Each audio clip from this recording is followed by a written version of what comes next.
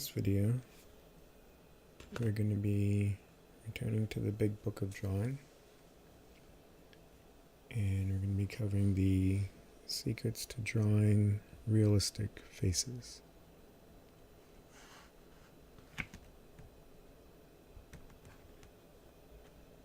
And this, of course, is going to be building off of everything else covered in the other two books.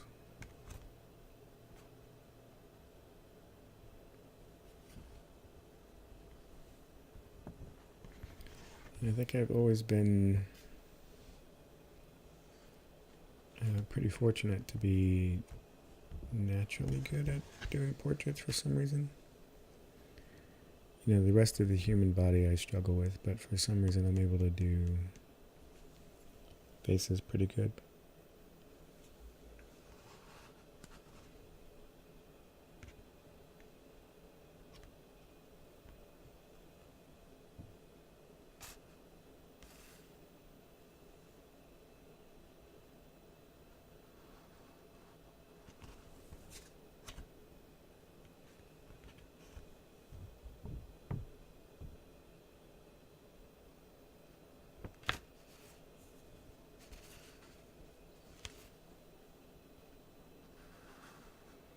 Okay, so basic materials and supplies.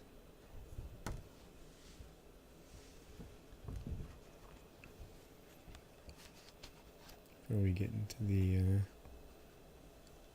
techniques.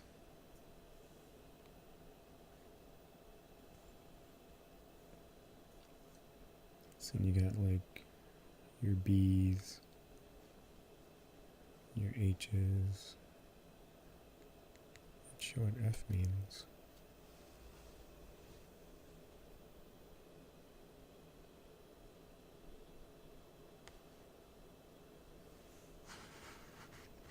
Your different erasers.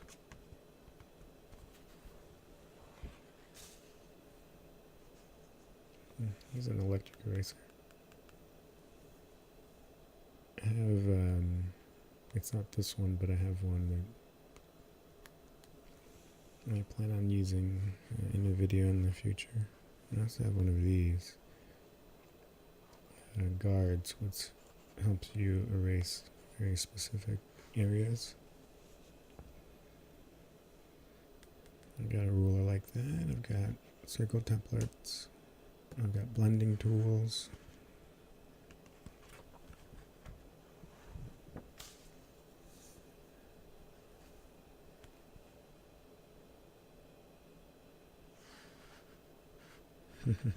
The problem is that it's difficult, right? Why is drawing so hard?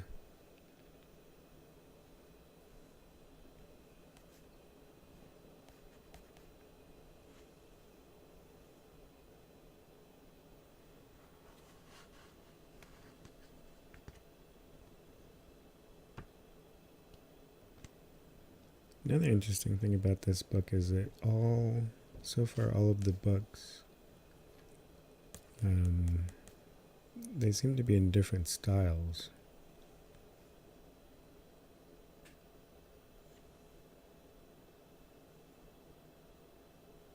They're not formatted the same. I wonder, is this the same age 7 self-portrait? That's pretty good for a 7-year-old.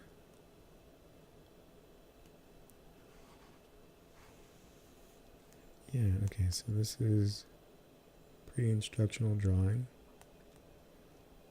And from that to that.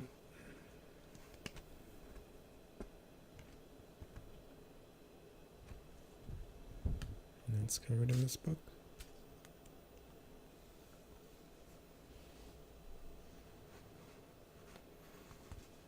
Natural artist. People who are born with gifts.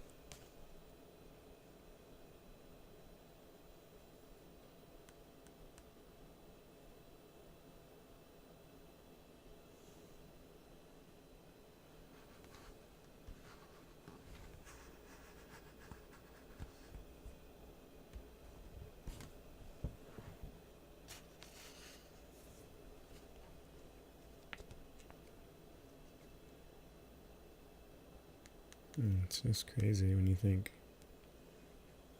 it's just pencil and paper, right? Sight, not sure what that. Oh. Has to do with eyes. Proportions.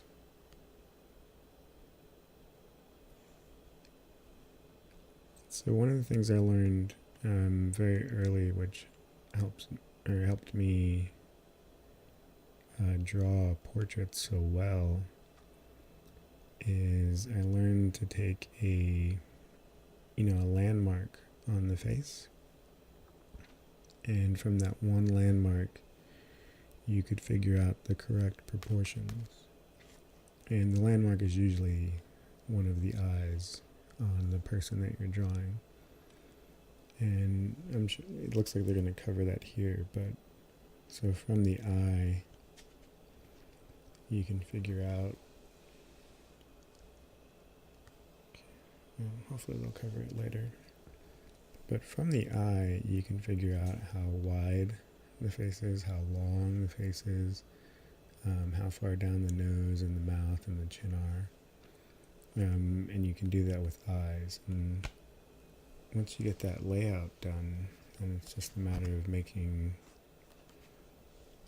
the nose and the lip and all those features look accurate. See in here, you're getting the size of the head from the top of the thumb to the point of the pencil, and then from that head you can tell how many heads the body is. And the thing that you have to remember is that everybody's slightly different. The torso might be 3 heads, 2.5 heads, or something like that. But those correct proportions, with the human body, we're so used to seeing it that when that's off, we can tell.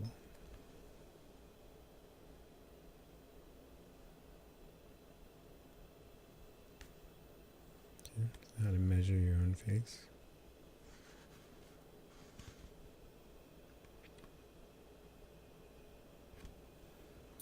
Do like a self-portrait.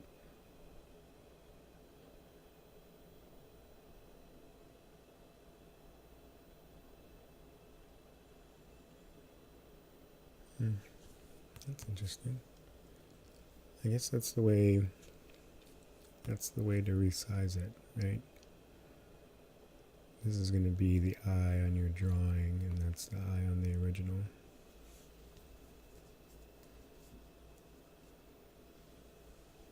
And then there's this little tool. I haven't gotten one of these. For instance, this smaller one, I guess it doesn't matter which side, but one side would be the original eye, and then you can translate that into, so in that case, you'd be wanting to make it bigger. You can resize it with this little tool. I'm not sure what it's called. I'm not sure if they say. That's weird. There's a name for it, and I can't remember it offhand. I've never used one of these. I use a protractor with mine.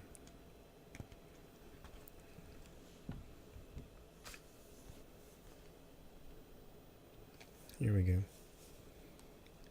So the width of the eye, and then from there you can tell that's 3 eye lengths down, 2 eye lengths across to get to this point.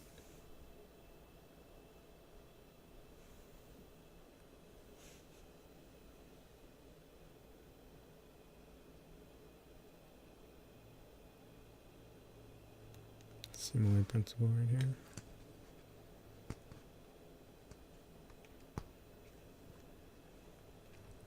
All of this is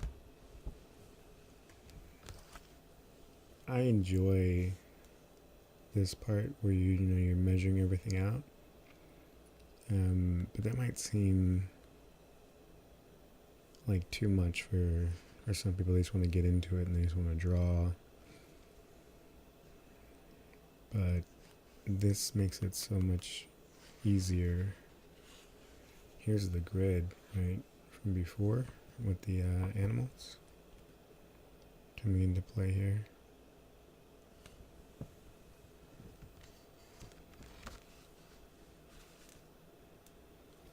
I guess the thing is that, it's hard enough to draw, an eye and a nose and a lip accurately from your subject. And just figuring out where everything is, why make it harder on yourself if, without your guidelines and without your measurements, this eye is going to be a little bit too low or a little bit too high or, off in whatever way. That's a human being can tell those subtle things, when we're looking at human faces because we see them all the time. Think about all of the different human faces you see. Like your people in your family or celebrities or something, you can tell when it's off, right?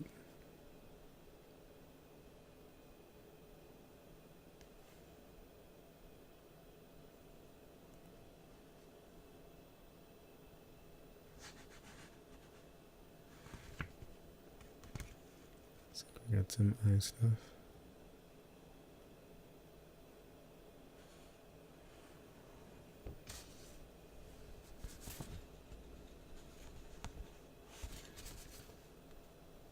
And here we have the proportions of the eye, or the iris.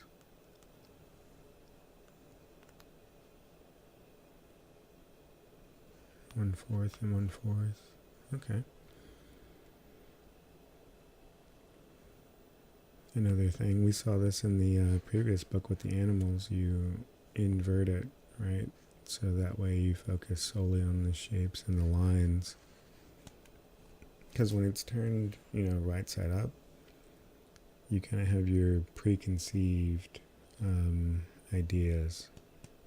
But when you invert it, you're better able to focus just on the shapes and the lines.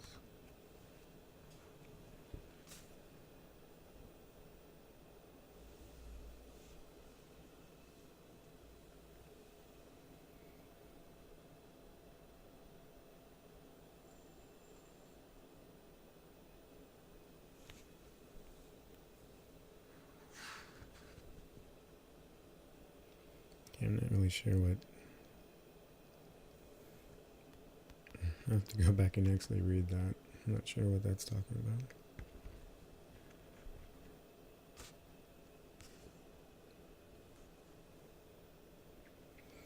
It's just a ton of information here.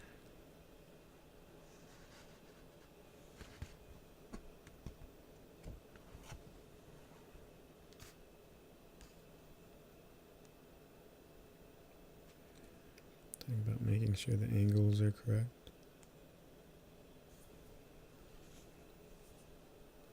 This is another thing when you're talking about like proportions. Some people's faces go out more, some people's faces, what is it called, like concave or convex, basically where that goes more in, out more, different shapes. And these angles, just a guide,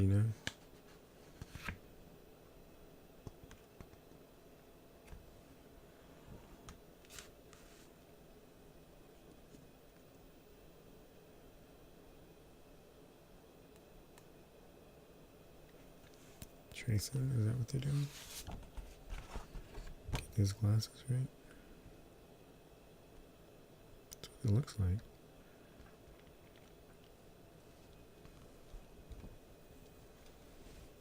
I think that tracing is helpful when you're practicing, right?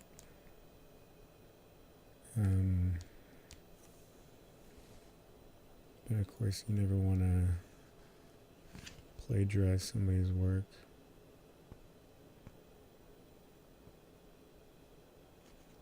Okay, I'm not sure, flatten, I'm not sure what that is talking about. Okay, well, moving right along. Got a combination animal that we just learned about in the previous section, combining it with this seems like really difficult, right? You've got animal face, fur, got the human face, which is hard, human hair, and then you have hands. Oh man.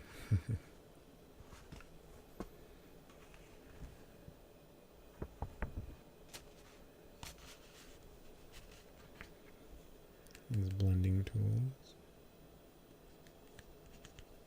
If you've never used these, they're pretty helpful.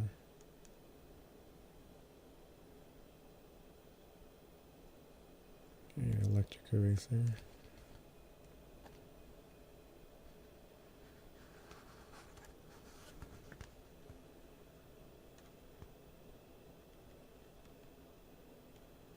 The other thing is that I think that when you use pencil, I don't know, I've never seen a pencil drawing that really gets the like the darkest blacks. It always seems like a dark gray.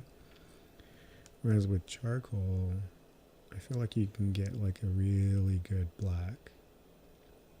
And though the techniques are slightly different, they're similar enough to where I wonder why people wouldn't use charcoal over pencil just to get those darkest darks. I guess it's, a stylistic choice.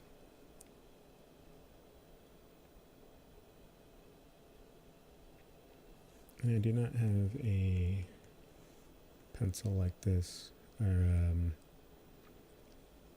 a lead holder, I guess is what they're called.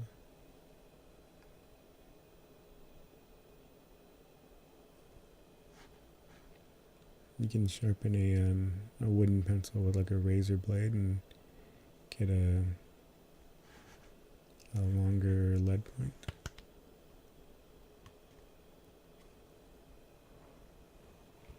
You don't have a lead holder.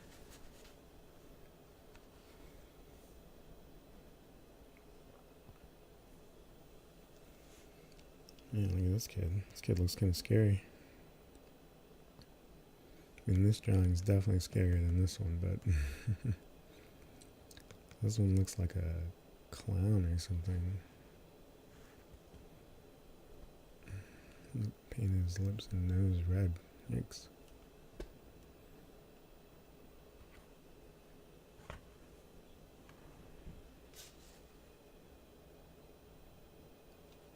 So the other thing is that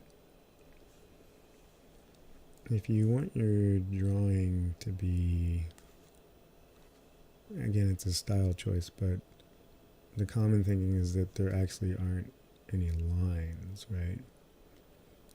Like in reality, there's just different shades of color.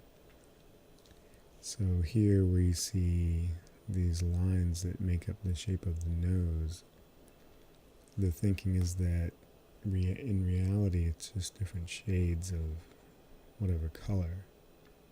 And so there are no lines. There's just, a darker color versus a lighter color, or in that constant, like, back and forth. No line at all, yeah. So when you're blocking out your shape, eventually you want to get rid of these lines as much as possible. Sometimes it's not like where this lip line is. I mean, that's the way that it's going to look, right? in real life. It's going to look like a line, but it's good to keep in mind that it's just shades of color, right? And on one side a lighter color, and then on the other side a darker color. Here we go with the value scale again. So you know how dark your tools can get. Of course, the white is white.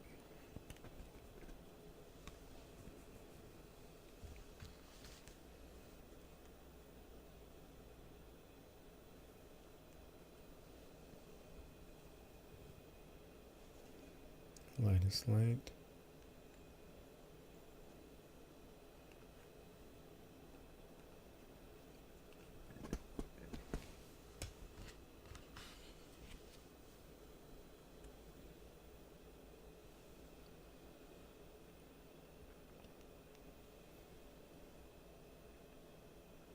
Yeah, again, a lot of good information right in here.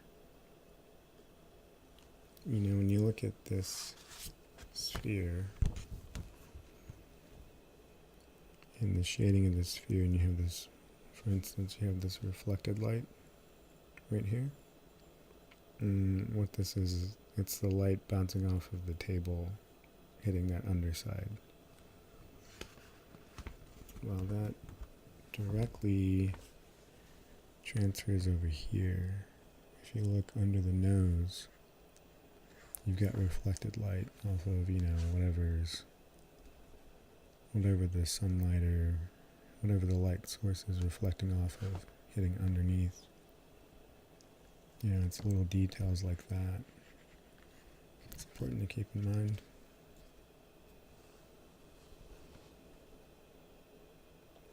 Like again here.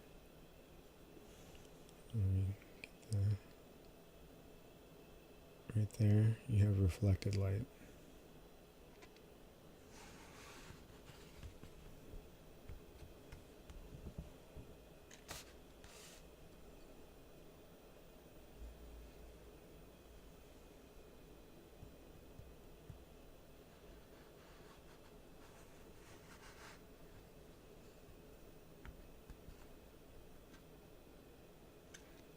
In the last book, we learned that things with texture, like this hair, that'll probably be done last.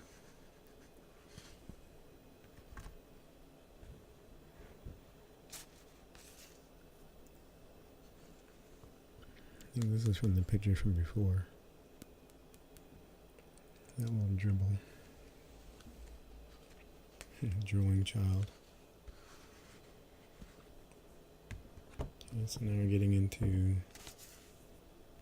just eyes.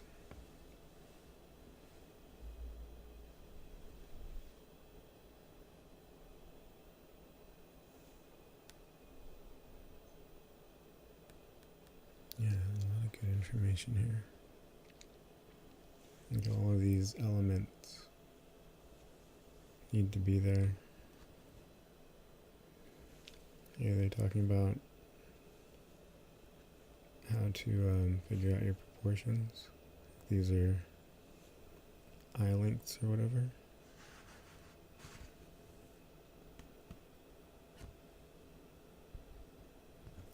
This really makes me want to get one of these pencils.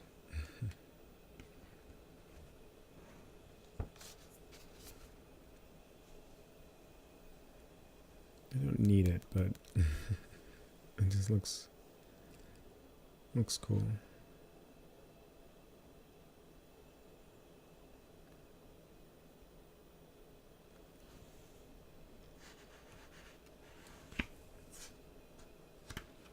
The other thing is that with these guides, you can see that they have little cross marks on them. I don't know if you can see that. Don't know if my camera's good enough, but they're these guides. They'll let you know where the center of the circle would be. So you can figure out where the center of your eye is going to be.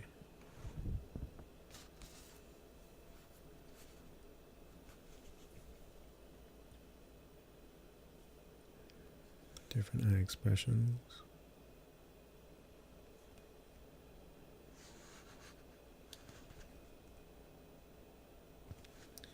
See, and this is where it gets more character building, you know?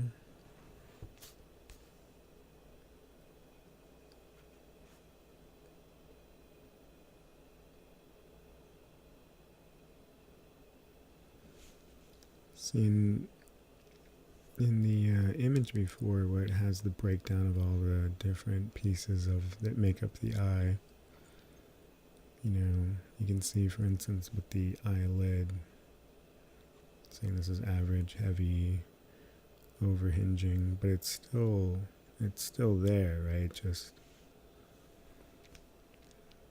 And these are the things that you need to get accurate when you're doing a self-portrait.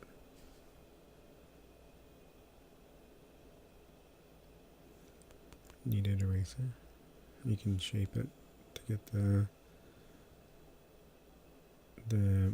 so that you can erase whatever little proportion you want or a large amount.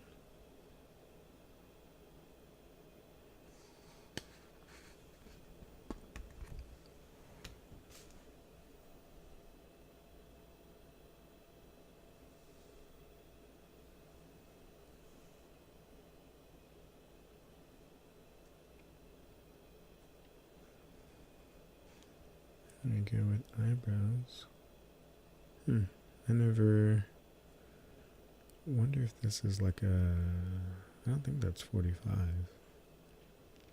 It's interesting. I wonder how they got that. And of course, I'm sure it differs for each person, right? Especially when you have people who, I don't know, like pluck their eyebrows or something, or reshape them.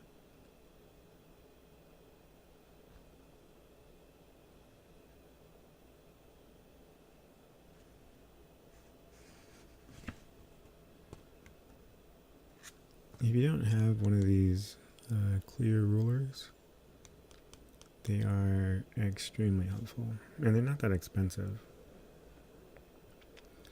The fact that you can see what's happening underneath them it's just really helpful. You know, and you don't need a super fat one or a super long one.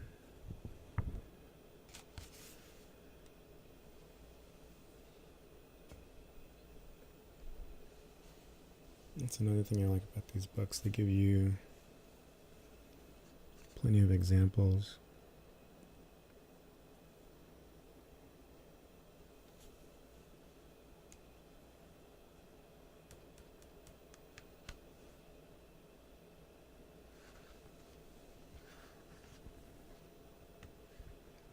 This is just on eyes. Okay, now we have the nose section.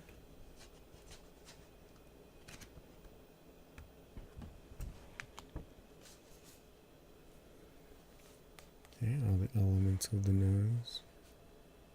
This is everything that needs to be there. And this is generally correct. Right, you've got where the eyes end. You just go straight down, and that's usually where the nose, and that's usually the width of the nose, usually. It's just a guide.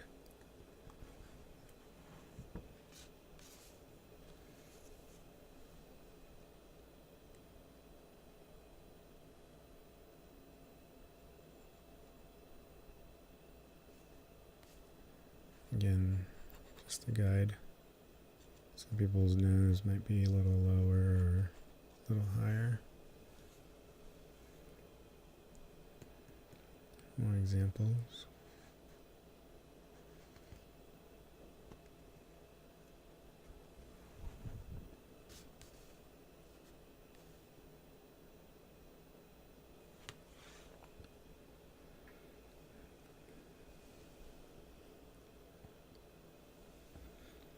You know, again, if you're drawing on like printer paper, 8.5 by 11. Instead of trying to fit a whole face on there. And you can do stuff like this where you're practicing a feature and you're taking up large amounts of that paper and really, really get into the details and that specific feature. It's easier to draw things larger than to draw them smaller.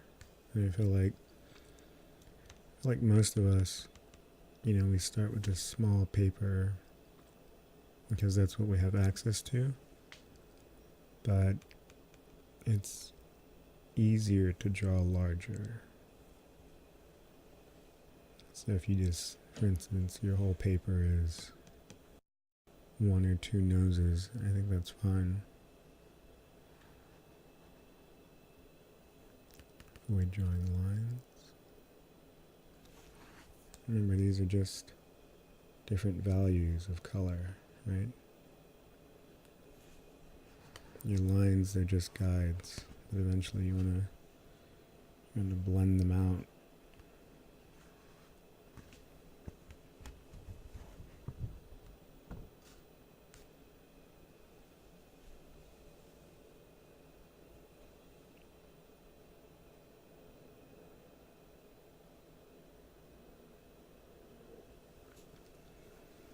See, and this is another thing, when we talked about the sphere, how you have reflected light, the light source would be coming from this side. But if you look over here and on this side of the nose and this side of the cheek, well, this could be coming from that light source, but this over here, there's obviously light reflecting off of something. On the side of the nose. Just little things like that to keep in mind. Yeah, this kid. Lips and teeth.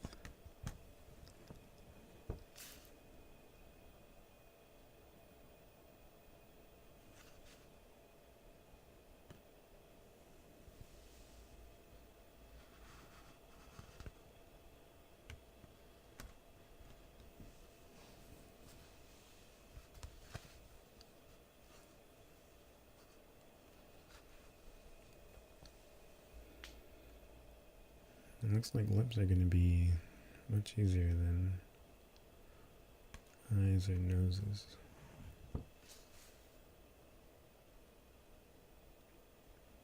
Think of a pumpkin.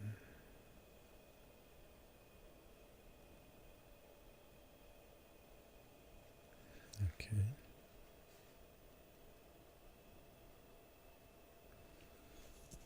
So we talk about getting the shape of the lips. There's some roundness there.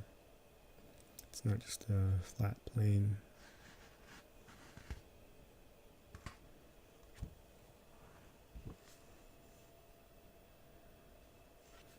And then teeth.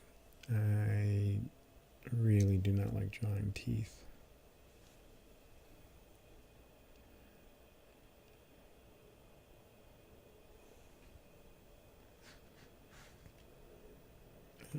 And it's not that they're difficult. I don't know. For some reason,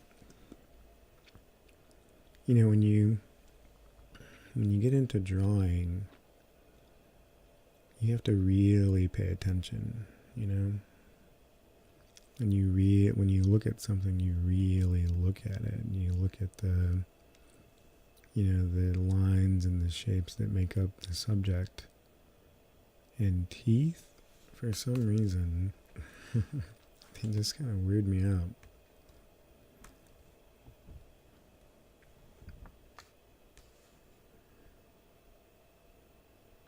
I don't even think this kid has any teeth.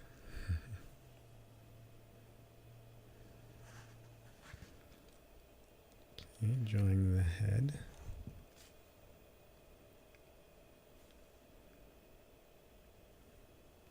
Okay.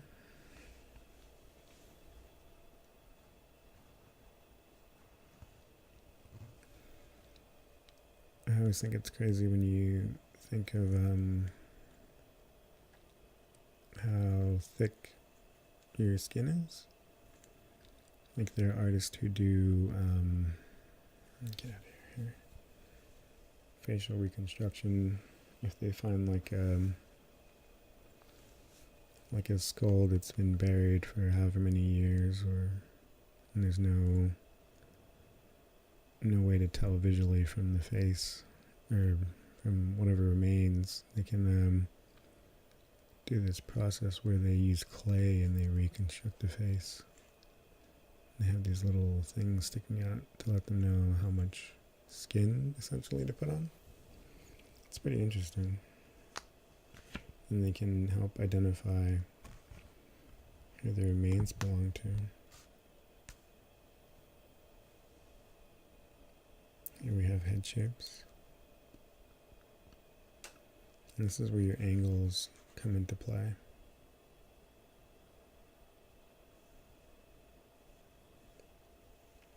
Another important thing that helps you get the person's likeness down is the shape of their face. It's another thing that we can tell when it's off.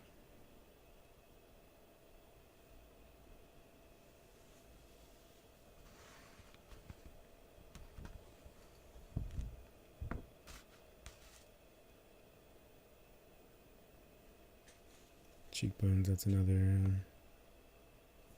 important thing. Some people have really prominent cheekbones.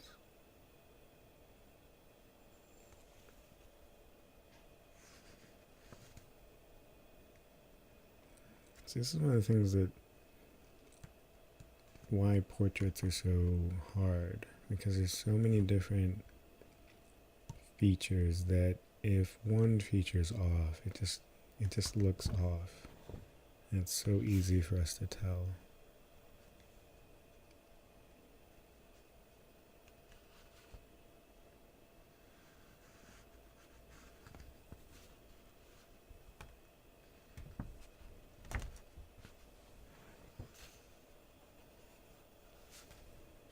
And then you have different ages.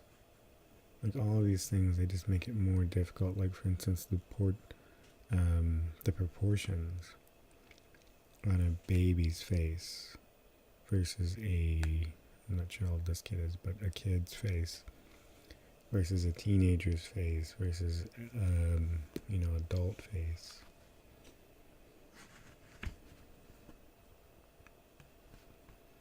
They all make it difficult. So I'm not sure what happened in here. It's like eraser bits and something else.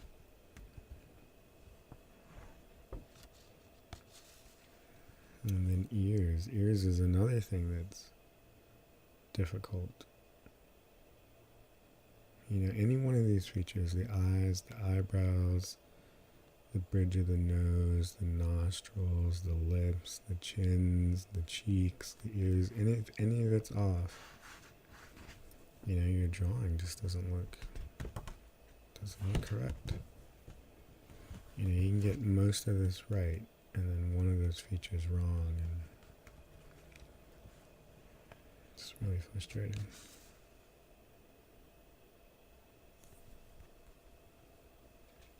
Here we have more proportions.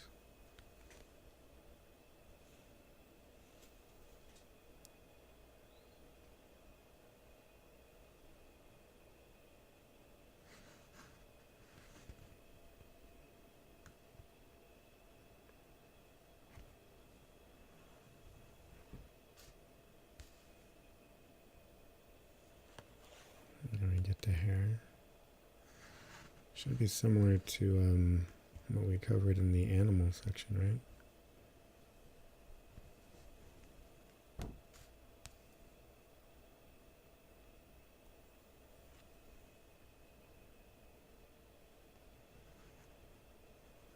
right? Don't be impatient.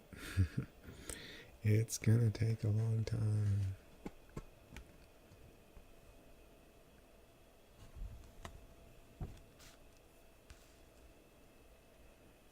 think when we look at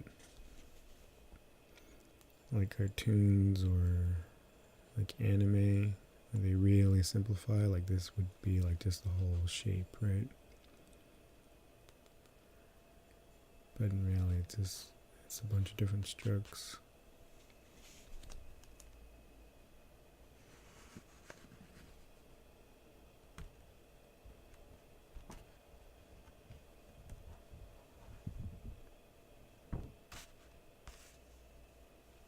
Look at that.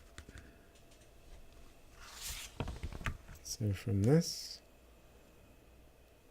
different steps, you're just building and building and building till you get that. And then you have different kinds of hair.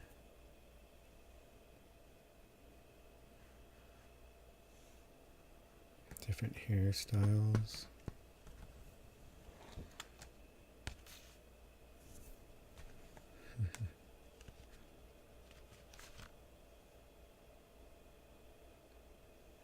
Yeah, take your time on the hair.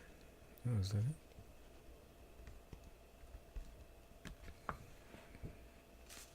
Nope, I guess that's it. So this last section, I'm really interested in. I like the way that fast sketching looks, and I like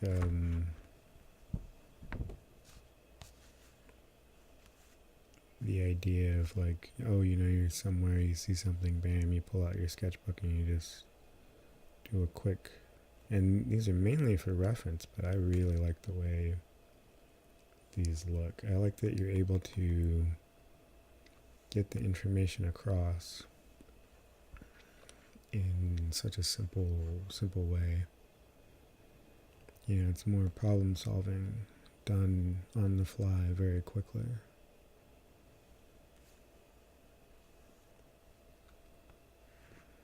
Give you just a little preview. Very rough.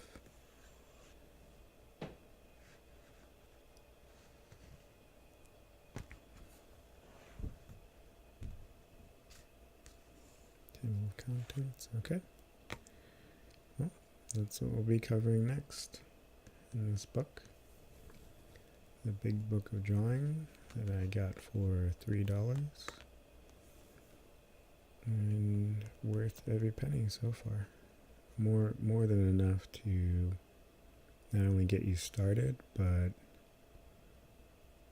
well into your drawing adventures, so you can just build upon skills. I'm not sure if they still make this book. I'll have to look it up for you guys. But if they do, it's definitely worth it. Alright, see you in the next one.